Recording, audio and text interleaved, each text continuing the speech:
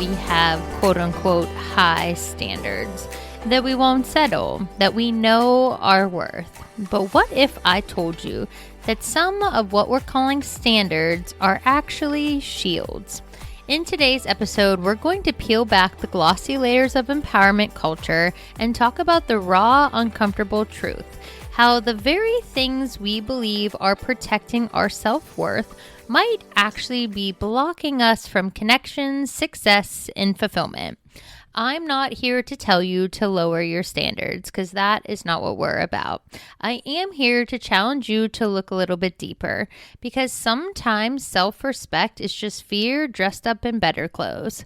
This is for the people who have done the work, who are independent, powerful, and evolving, but still at the end of the day, you feel stuck, alone, or even disconnected. If you've ever wondered, am I protecting myself or am I pushing everything away, then this episode is for you. Today's episode is called High Standards or Hidden Sabotage: The Truth About Boundaries, Self-Worth, and Fear of Intimacy. Y'all, let's get into it. If you've ever thought to yourself, I won't settle, oftentimes you may need to ask yourself, are you really saying I'm not allowing myself to receive? I won't settle can start as a very empowering declaration of self-worth.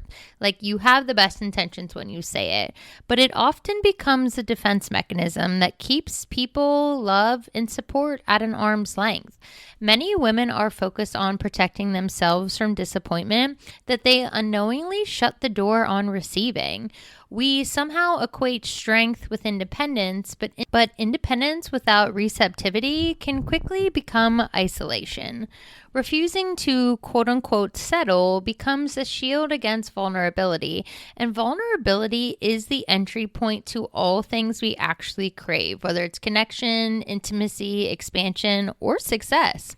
You can't receive when your heart is in lockdown mode, and you're not just filtering out the bad, you oftentimes may be filtering out the good.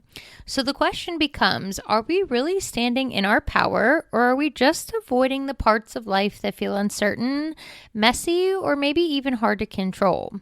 The difference between self-respect versus emotional avoidance is that self-respect is rooted in alignment and emotional avoidance is rooted in fear.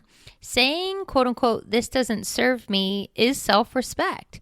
Saying, I'm cutting this off before I feel anything is emotional avoidance. Emotional avoidance often wears the costume of clarity, when really it's a fear of discomfort disguised as decisiveness. Respecting yourself doesn't mean rejecting anything that challenges you. It means having the discernment to stay when it's worth it and leave when it's not.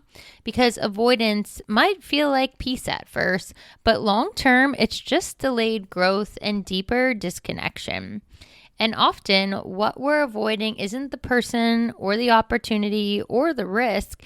It's the vulnerability that comes with letting somebody in or letting something go. If you've ever had to ask yourself, are your boundaries empowering or impenetrable walls, then I feel like this might be the game changer part of this podcast for you, because boundaries are meant to protect our peace. They're not meant to prevent our growth. Ask yourself, an empowering boundary should say, this is how I stay grounded and safe. But if you're saying something along the lines of, I refuse to be touched, I refuse to put myself out there, then you actually have a defensive wall that you're building. If no one can access us emotionally, it's not really a boundary issue, it's more of a trust issue. We build walls when we're focused on control instead of a connection. And boundaries that are built from fear, they don't empower us. They actually end up imprisoning us. And a big reason we build those walls, trauma, hyper-independence, that convinces us that needing others makes us feel weak. This is something that I have literally struggled with since I was a small child. When you are given up by the person that brings you into this world, it creates not just abandonment issues, but it really made me become like, overly independent where, okay, if this person chose to not be there, if this person isn't going to support me, then I don't need anybody. And because of that, I've been stubborn, I've been difficult, and I've had to do a lot of things alone that I didn't necessarily have to do alone. And so if you too have had traumatic experiences in your life, you probably also have this hyper independence issue. And as empowering as we think it might be, it does prevent people from allowing people to get in. I definitely don't embrace people fully, wholeheartedly. I have good friends in Tampa that don't even really know my true upbringing and story. And sometimes that's just because of fear. For me, it's fear of being judged. I feel like a lot of people won't understand the world I come from and why I see things the way I see things. And so as a result, I intentionally put up walls and limit the things I share because I don't want to be perceived as different and I don't want to be judged. And it's one of those things that trauma and independence, they can get confused when we set standards for our lives because trauma is what teaches you to be hyper independent, to rely on no one but yourself. The more you've been let down, the higher your quote unquote standards become. But it's not out of worth, it's out of fear. Real standards are expansive. They allow you to grow. Trauma-formed standards are very restrictive. They keep you safe, but they also keep you small. We tell ourselves we're being selective when really we're just being self-protective. Because independence, as beautiful as it is, it's not beautiful when it becomes a strategy to avoid vulnerability, intimacy, or allowing us to be close to the people in our lives. That avoidance just isn't about protection. It's often rooted in something deeper, whether it's the fear of failure or worse, the fear of actually being seen and being loved. Fear of failure versus fear of true connection are very different. The fear of failure says, what if I try and it doesn't work? The fear of connection says, what if I let them see me and they leave anyway? That is literally the story of my life because I, for the longest time, feared that everybody would leave because that's all I knew for the longest part of my life. But success feels safer than intimacy because the results don't reject you, people do. So there are many high-achieving people that chase goals over connection, myself included, because it just feels easier to manage outcomes than it does emotions. I am not somebody that likes to be overly emotional. I don't like to cry. I don't like to let people see me cry. Usually, I just get pissed and get mad because I'd rather not let people see me in that emotionally vulnerable state. So when I got in my car accident and sustained a traumatic brain injury, I have been more emotional than I have been in my entire life. And it's been really hard to let people see me in these just difficult moments where we're at a dinner and we're talking about something and it triggers me and I break down because I'm not as in control as I'm used to being. And it's hella hard to let people see me in this situation, which is why I strategically have been limiting who I socialize with because I'm just not ready or willing to be in a place yet to let people know the whole story or let people see this, what feels like it's a modified version of myself. And so when you do have real connections, as a result, you do surrender. There's a softness to you, a visibility. And full disclosure, that's terrifying when you've built an identity that is around control. As OCD as I am, because my life was out of control for so many years because of the circumstances around the way I grew up and things that I have been through, as a grown adult who's been supporting herself for literally half of her life, control is everything. Not because I'm a control freak, but when a lot of things happen to you that you didn't have a say in, now that you're in a phase of life where you control the outcomes and everything, you do have this hyperfixation on control because you are now in charge of the outcome. And as empowering as that is, it's also a defense mechanism because at some point we have to ask ourselves, are we afraid of failing? Or is the issue really that we're afraid of letting somebody in and not feeling enough even though we still let them in? Because of this fear drives so many subtle behaviors, the subconscious ways we push people out of our lives, the way we strategically approach certain opportunities, or even support away from can they hurt us, kind of preventing you from even getting to the point of letting people hurt you, can be something that we use as a defense mechanism.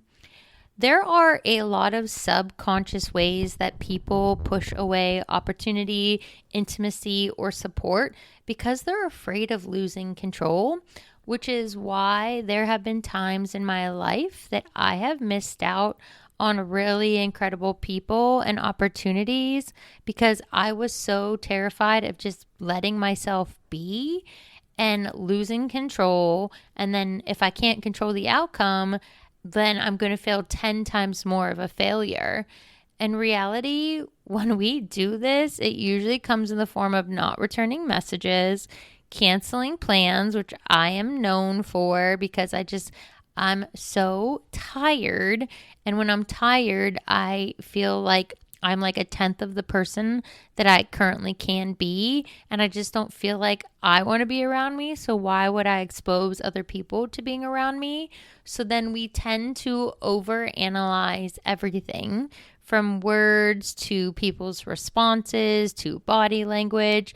And then we somehow convince ourselves that there's something wrong with us or those people can't be trusted. We tend to shrink from big opportunities when we're dealing with these subconscious issues, and we will claim, oh, it's not the right time, when really we don't feel ready to receive and we don't feel we are worthy of receiving. We often overgive and underallow, which ends up being where we help everyone else. And that's a strategy, but then we never let anybody help us. We then confuse discomfort with danger and end up avoiding everything that makes us stretch and grow. Because we think the more control we crave, the more connection we kill. So we constantly just crave control and we keep pursuing the things that we can control the outcomes, when in reality, we are killing personal connections that actually could help us grow in more ways than one. So how do we shift? How do we stop guarding and start truly growing? What real self-worth looks like? Hello, spoiler, it's not just cutting people off. Real self-worth is quiet confidence. It doesn't need to prove anything. It doesn't need to protect anything. It doesn't need to punish anything. It's knowing our value even when we're misunderstood, alone, or in transition. It creates the ability to stay soft in a hard world without shrinking ourselves or hardening our hearts.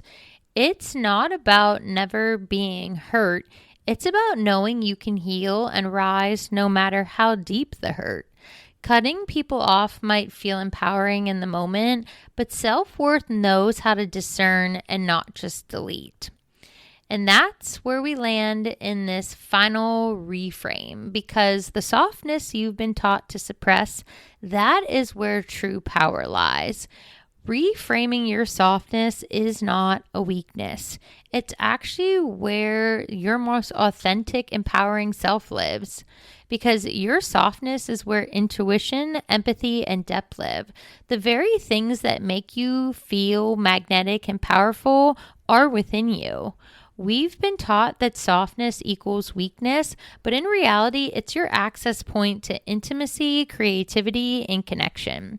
You can be soft and you can be strong. You can hold boundaries and hold space. The strongest women are the ones who stay open after being hurt, not the ones who never feel. True power isn't armor. It's the ability to stay rooted in who you are without needing to harden yourself to survive this life. Okay, y'all should know by now here at the Unfiltered Trainer podcast, I'm not here just to preach. I'm here to give you actionable tools and resources to better yourself because of each episode. So in today's episode, I have included a 10-step self-check so that you can determine, is it a high standard or is it hidden sabotage? I want you to take a moment and I want you to pause. And I want you to really reflect after each question because I really want to encourage honesty, curiosity, and self-compassion because this isn't about shame, it's about clarity. So, if you're ready, you may need to pause this episode, grab a piece of paper, grab a pen, or hell, do me a favor and just re-listen to it again if you would like. Save the episode. You know how this goes, y'all. All right. First question, is this standard expanding me or protecting me? Ask yourself, does this boundary, expectation, or decision challenge me to grow, or does it keep me in a comfort zone that feels safe, but also is keeping me small? The second question, am I avoiding something or aligning with something? Ask yourself, is this about standing in my truth or running from a truth I'm afraid to face? This one's a good one, y'all. Third question, would I still hold this standard if I weren't afraid of being hurt? Ask yourself, is this a value or a reaction to past pain that we haven't healed from? Number 4, do I shut down or lean in when discomfort arises? Ask yourself, do I let myself feel discomfort and explore it, or do I cut it off and call it toxic, not for me, a red flag, without really investigating the situation for what it is? Question number 5, have I repeated this pattern before? Ask yourself, do I keep finding myself in similar situations, ones where I pull away, sabotage, or walk away quickly? Oftentimes, full disclosure, if we find ourselves in similar situations, it's because we didn't learn the lesson in the first place. Real talk, experiencing that right now. And it is literally so eye-opening and awakening. Question number 6, do I believe people are capable of meeting me emotionally, or do I assume they'll fail me? Ask yourself, am I truly open to being met, or am I expecting disappointment and preparing for the worst? Question number 7, do I allow support or only offer it? Oh, I need to look at myself in the mirror when I say this part of my podcast. Ask yourself, is it easier for me to give than to receive? Hello, full disclosure, absolutely yes, capital letters, period. That is the story of my life. Do I trust others with my softness or only show up in strength? Hello, that is literally me in a sentence. Question number 8, do I equate high standards with high walls? Ask yourself, is my definition of high standards really just the long checklist that no one ever meets, so I never have to risk being chosen or being rejected? Question number 9, what would shift if I softened even just 10%?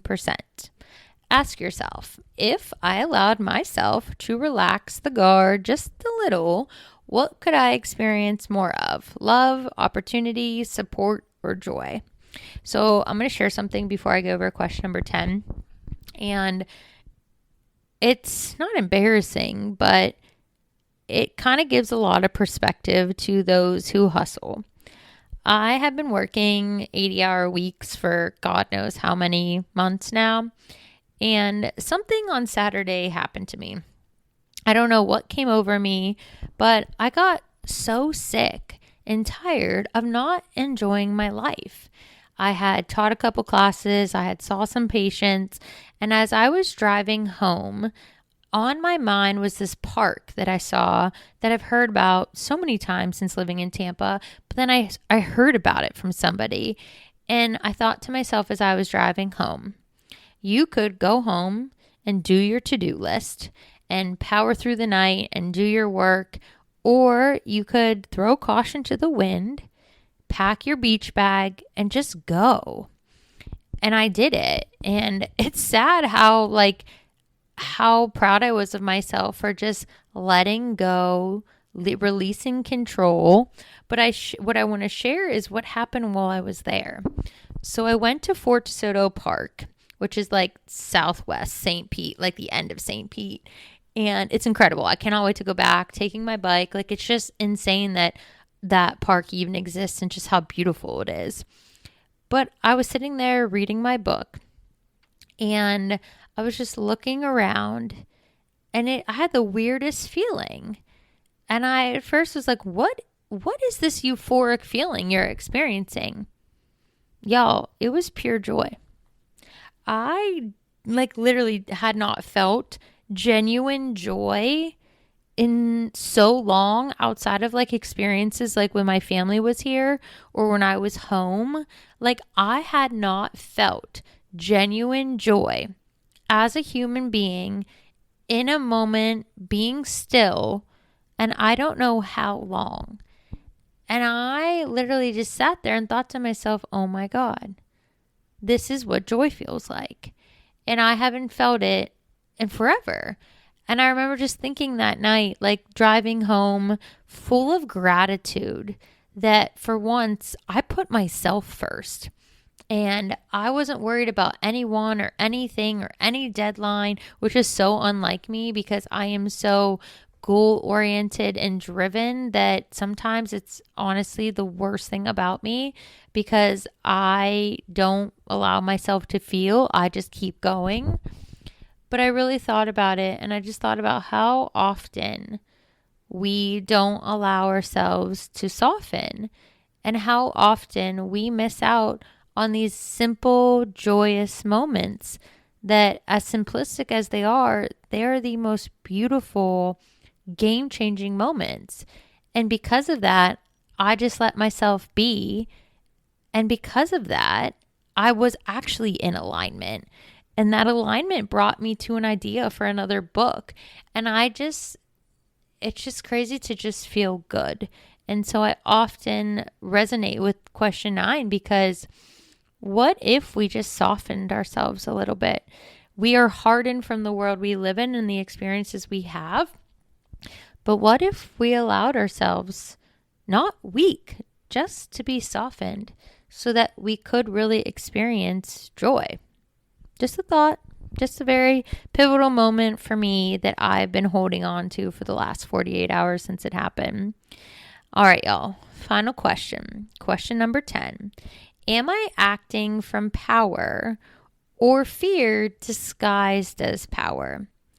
Is this strength or is this a survival strategy that's dressed up as empowerment?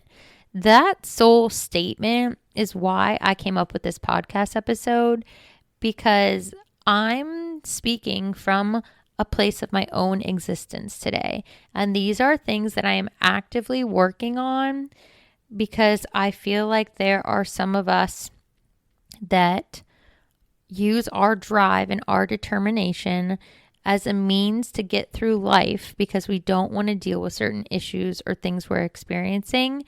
And because of that, we lose sight of what's important in life. In reality, your standards should be rooted in your truth, not in your trauma. When you get honest about why you want what you want and what you're afraid to feel, you reclaim the power to choose from wholeness instead of choosing from protection. If this episode resonated with you, and maybe you're realizing that this episode was meant for you and you're not fully ready to receive it, I highly encourage you, if you're not, to hit that follow button so you don't miss the upcoming episodes because I know they will resonate with you. Also, support your girl by leaving a 5-star review. If you're here for the real talk, the raw truth, and the conversations that challenge the surface level bullshit of the way this life has become, then you're going to love this podcast. And honestly, if you're really ready to grow even deeper and you want to take massive action, go secure your copy of my book, The Badass Blueprint, on Amazon, because it's not just a book. It truly is a roadmap for people who are tired of settling, who are done shrinking, and who are ready to build a life that actually fits their power and their chosen narrative they were meant to pursue. All right, squad, let's go deeper, let's get louder, and let's keep rising together. I'll see you in the next episode.